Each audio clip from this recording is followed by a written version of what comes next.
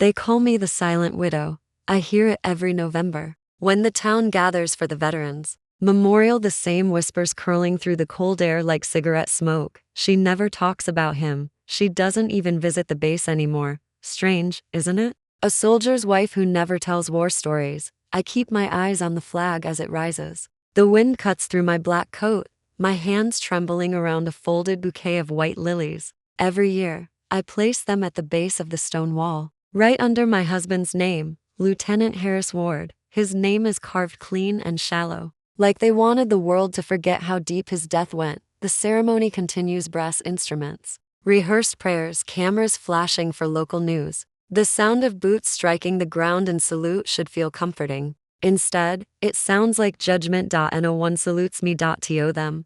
I'm just the quiet widow who never cried loud enough. The one who never shared what really happened in Afghanistan. The one who avoided every interview, every foundation, every pity dinner where they served gratitude like it was currency. I told them I was done talking about war, but the truth is, I never started. After the ceremony, people come up one by one. Condolences rehearsed over a decade. A mother who lost her son pats my hand. A colonel's wife gives me that same sympathetic smile I've come to hate. You are always so strong, Evelyn, she says. Harris would be proud. I nod, because that's what the Silent Widow does. She nods, she smiles, she disappears quietly. But today, something's different. A young man approaches me, not in uniform but with that posture, the kind that betrays discipline and curiosity. He's holding a notepad and a voice recorder. Mrs. Ward? He asks softly. My name's Jason Lyle. I'm a reporter with the American Sentinel.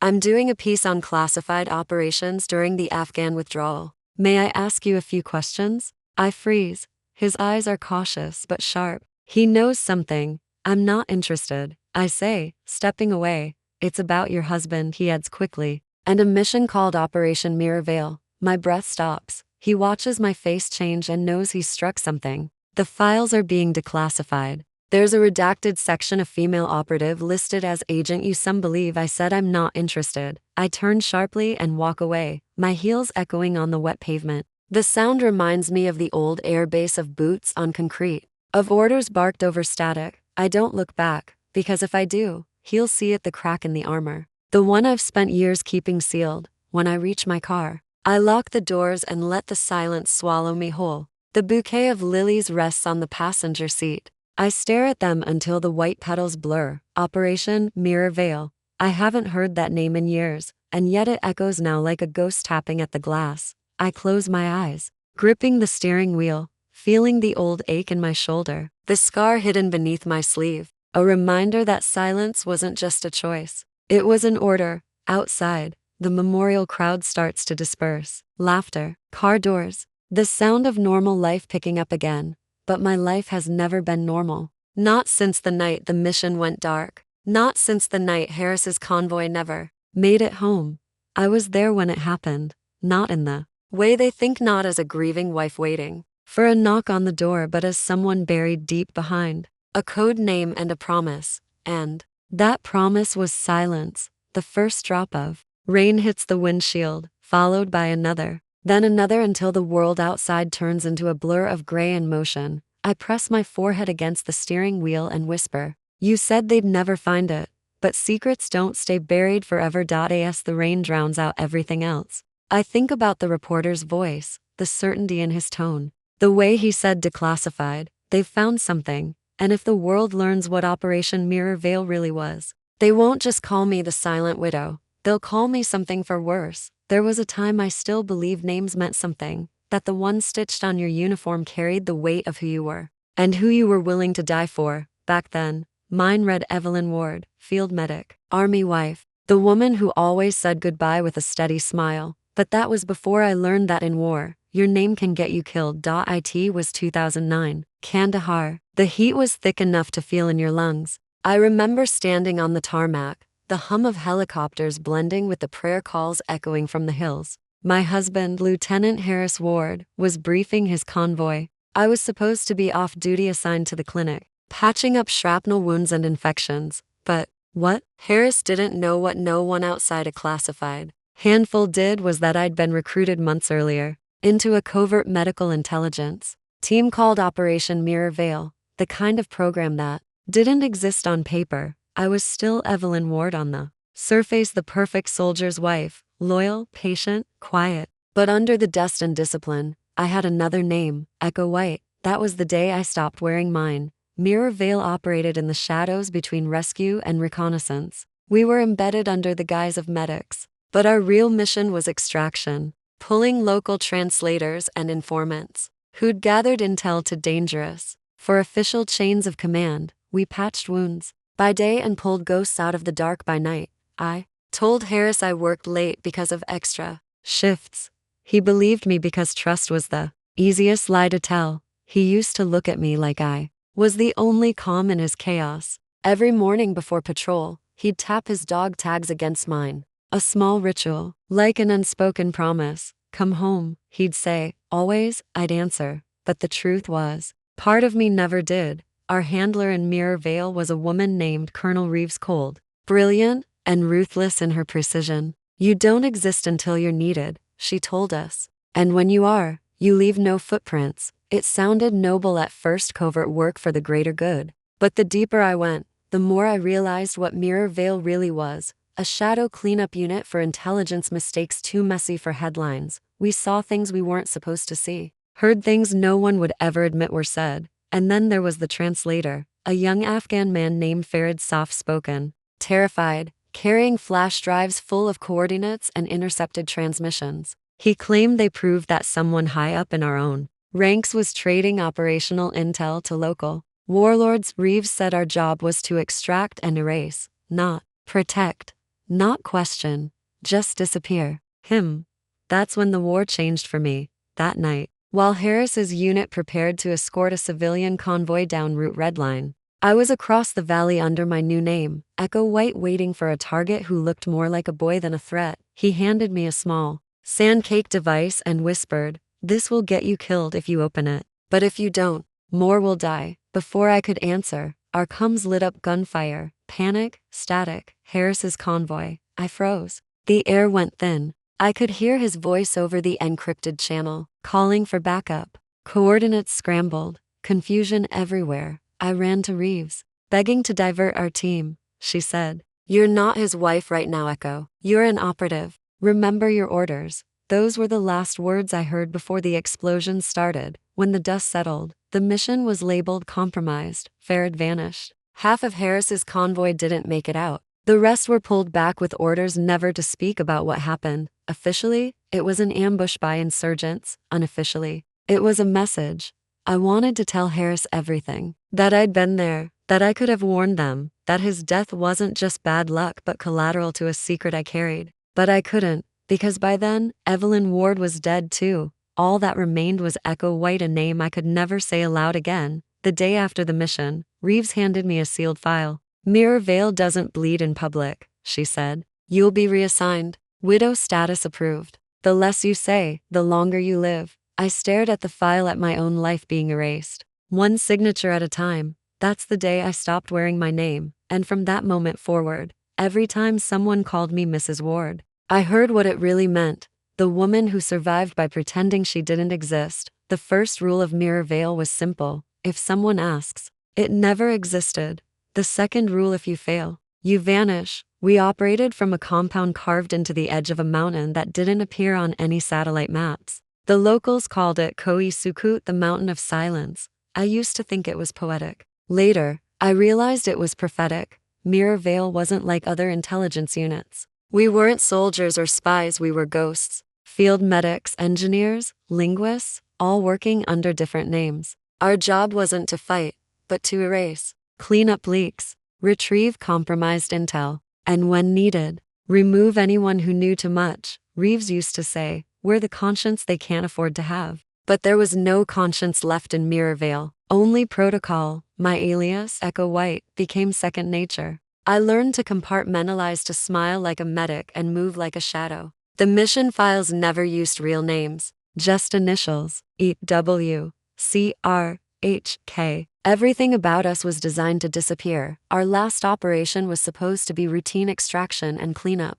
But in Afghanistan, nothing ever stays routine. We had intel that an informant was carrying proof of American commanders selling coordinates of humanitarian convoys to private contractors. In exchange for resources, protection, money, pick your poison. Farid was the key. A translator turned liability. He didn't just have data. He had names. Reeves ordered his removal. No traces. No noise. But when I saw him trembling in the safe house, clutching that sand-covered flash drive like a life preserver, something in me broke. He looked so young. He looked like the boys Harris used to mentor on base. Please, he said. They'll kill me. But if you help me, you'll see who really killed your husband. Those words hit me harder than any explosion, because Reeves had said Harris's death was an insurgent ambush, random, tragic, unavoidable. But Farid was saying otherwise. He handed me the drive, his fingers shaking. Route Redline wasn't random, he whispered. Someone sent them there. On purpose. Before I could ask more, Reeves's voice crackled through the coms. Echo White. Extraction window in 5. Leave the package. Leave the package. That's how she said it. Like he was cargo. My hands wouldn't move. For a moment, I saw Harris, his steady hands, his voice before deployment, and I couldn't pull the trigger on my humanity. I decided to save Farid. We staged a medevac, a wounded evacuee needing immediate airlift. It was a lie. A dangerous one. I knew it would cost me everything if Reeves found out, but I didn't care. If Farid was right. The truth about Harris's death lived on that flash drive. We made it halfway to the airstrip before the radio went silent. The convoy ahead of us exploded in a bloom of orange. The blast knocked the vehicle sideways. Shrapnel tore through my shoulder, the same wound that still aches every time it rains. I crawled out of the burning Jeep, screaming for Farid, but he was gone, dragged away by the figures in unmarked gear. American gear. That was the night the mission went dark. The night the files were buried under the label compromised, non-recoverable. By morning, Mirror Vale had vanished. Reeves disbanded the unit, reassigned whoever survived, and erased every trace of what we did. When I woke in a field hospital days later, they told me Harris was dead, ambushed while providing convoy cover for an unknown supply mission. Unknown, but I knew exactly which one. They gave me a folded flag and a medal I didn't earn. Reeves visited once, her expression unreadable. You'll keep the silence, she said quietly. For your safety, for everyone's. And then she added something that still chills me to this day. Heroes die once. Echo. Ghosts live forever. She turned and walked out, leaving me with nothing but a scar, a secret, and a new title. The widow who never spoke. But silence, like war, has a half-life, and it was only a matter of time before the radiation of truth reached the surface. The first thing I remember about that day was the sound, not the rain, not the bugle, but the silence, the kind that wraps around a cemetery like a shroud. They buried Harris in Arlington with full honors. I was there, but not as his widow. The government made sure of that. Officially, Echo White had been reassigned overseas. Unofficially, I had been erased, a liability. My name was off the records, my credentials burned. They told me attending would compromise operational integrity, so I borrowed an old friend's uniform, pinned on a rank I never held, and stood among strangers who had no idea the woman crying behind dark glasses was the ghost they thought they buried. They called me ma'am. When they passed me the folded flag, they didn't know it was my flag. Across the field, Reeves stood in black, her posture perfect, her eyes fixed on the coffin. Her salute was sharp, mechanical, almost rehearsed. I used to admire that precision. Now it felt like a mask, because I knew something she didn't think I knew. A week before the funeral, I received an unmarked envelope. Inside was a small flash drive, the same model we used in Mirror Vale. No note, no sender, just one video file, timestamp, 48 hours before the ambush that killed Harris, location, forward operating base Trident. The footage showed Reeves and Farid talking at first. I couldn't hear them clearly, the wind distorted the sound. But then I caught a phrase. Reeves, you'll get your extraction once the convoy crosses red line. Keep the coordinates to yourself until then, Farid. But that's Harris's route. They'll Reeves, follow orders. Then the clip ended. My blood went cold, because the coordinates she mentioned were the same ones that led Harris straight into the ambush. That night, I watched it over and over, trying to rationalize it. Maybe it was out of context. Maybe it was disinformation. But deep down, I knew. Reeves had played both sides. She'd used Mirror Veil to clean her own tracks, and now, she was standing 10 yards from Harris's coffin, saluting like a saint. I wanted to scream, to rip the truth out of the air and shove it in her face. But I didn't, because Mirror Veil had rules and one of them was survival. So I stood there, hands shaking, pretending to be someone else. As they lowered the man I loved into the ground under false words and forged honor, when the service ended, I lingered near the oak tree by the gate, the one he and I used to visit whenever he was on leave. I traced his initials carved into the bark years ago. H+L equals always, I whispered. They lied about you. That's when I noticed someone watching me, a man in civilian clothes, standing just far enough to blend in, but too still to be casual. He nodded once, subtle, then walked away, leaving a folded paper under the tree roots. When I opened it, there was only one sentence: if you want the rest of the truth, come to the archives at dawn. No name, no signature, just a seal, faded but familiar. Mirror Veil. That night, I didn't sleep. I studied the footage again, every frame, every flicker. In one reflection, on the glass of a tactical map behind Reeves, I saw something strange, a shadow, another figure standing just out of frame. Someone else had been there during the conversation. Someone who filmed it. That's when it hit me: the tape wasn't meant for me. It was evidence, and whoever sent it wanted me to finish what Mirror Veil started. At dawn, I drove to the archives, an abandoned intelligence facility on the outskirts of DC. It had been shut down for years, its name blacked out from federal rosters. Inside, the air was thick with dust and memory. Rows of redacted files, tapes with no labels, silence that screamed of buried sins, and in the middle of the room a folder marked Echo White subject, compromised. I opened it. Inside were debrief transcripts, photo evidence, and something that stopped my breath: a signed document authorizing Harris's route change, with Reeves's name beneath it. In the corner, scribbled in pen, were 3 words: collateral. Not mistake. The room spun. My knees buckled. That was the moment the revelation fully bloomed. Harris hadn't died for duty. He'd died for convenience, and I realized silence wasn't loyalty anymore. It was complicity. So I took the file, slipped it under my jacket, and walked out into the dawn. For the first time in years, I wasn't Echo White or the silent widow. I was just me, and I was done hiding. I thought I could outsmart them, that I could sneak one truth past the same machine that built 1,000 lies. But you don't just walk away from Mirror Veil, you leak, and the world turns on you. The file was supposed to stay buried. I hid it behind a firewall so deep even ghosts would have lost their way trying to find it. A single encrypted drive, disguised as an old medical record, routine vaccination batch 14A. But 3 days after I walked out of that archive, I knew they'd found it. It started small, a silent phone call at midnight, no voice, just breathing. Then, a car idling outside my apartment long after curfew. Then, my front door slightly ajar when I came home. They didn't need to leave a note. This was the note. I packed what little I had left the drive. A photo of Harris, and the ring I'd stopped wearing years ago and vanished into the same shadows that once protected me. For days, I moved like I used to during covert ops. Different routes, no digital trail, no trace of routine. But paranoia is a living thing. It eats at you, whispering that every reflection is a threat, every shadow a tale. By the 5th day, I knew I wasn't imagining it.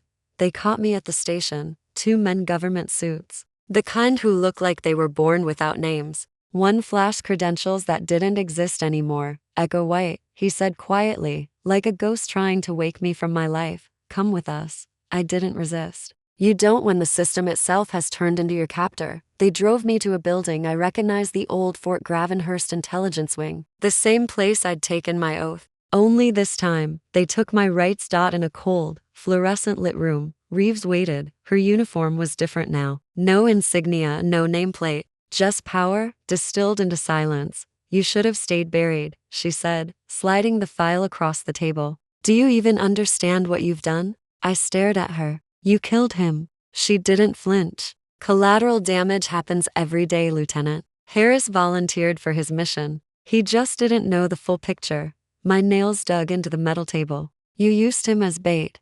Her eyes were ice. You used me. You disobeyed orders. You went rogue. You saved a traitor and endangered an entire operation. Farad wasn't the traitor, I whispered. You were. Her smile was thin, the kind people wear when they think they still hold all the cards. She leaned in, voice cold as static. Do you know what happens to ghosts who talk, Echo? They vanish. Completely this time. I thought she'd end it there, erase me quietly, one more unmarked grave in the chain of silence. But fate, it seems, had other plans, because just then, the door opened and someone I hadn't seen in years walked in. Major Isaac Monroe, Harris's commanding officer. He looked older, haunted. Even but the sight of him was a lifeline. Reeves stiffened. She hadn't expected him. Major, this is classified, not anymore. He cut her off. You should check your inbox, Colonel. She frowned, tapping her tablet. Then her face changed, because what she saw wasn't a message. It was a video, the same footage from the flash drive.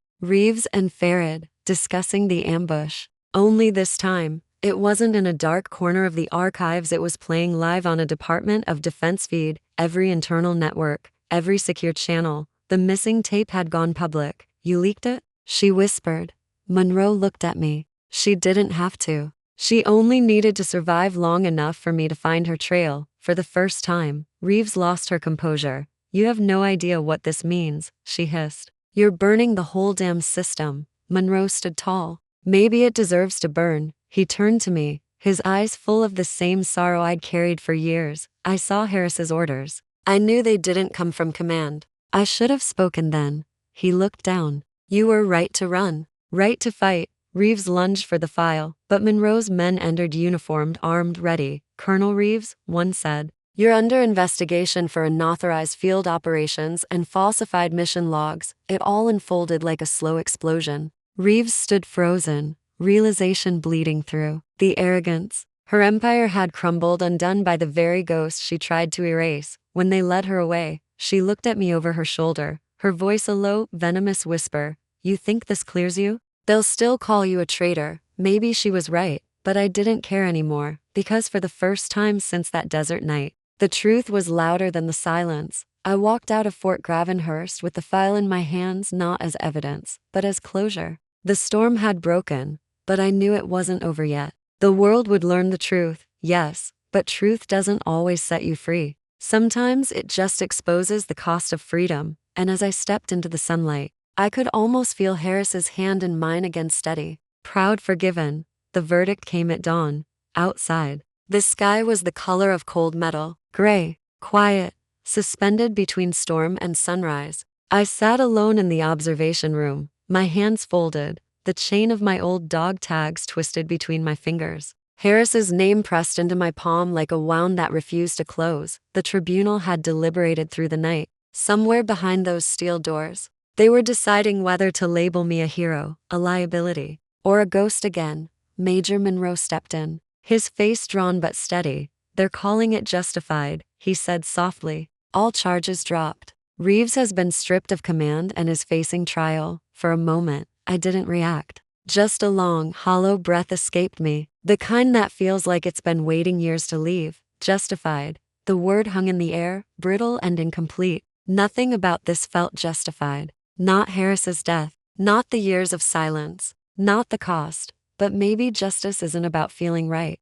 Maybe it's just about someone finally saying your name without turning it into an accusation. I stood, hands trembling. Is it over? Monroe hesitated. For them, maybe. For you? Only if you let it be. He handed me an envelope, official, crisp, marked posthumous recognition. Captain Harris L. Harris. Inside was a single sentence. For valor and sacrifice in the line of duty. No mention of betrayal. No note about how his own command sent him into the fire. Just the clean, polished version of a dirty truth. I wanted to be angry, but when I looked down at his name, all I felt was peace. Thin and fragile, but real. A week later, they held a new ceremony, not at Arlington. This time, it was at a smaller memorial. One dedicated to those who'd served in silence, the kind of silence that never made headlines. They asked me if I wanted to speak. I said no. I'd already said everything that needed saying. Instead, I stood in the back, dressed not as the widow or the operative or the ghost, just as Lena, Harris's wife, a woman who had finally told the truth.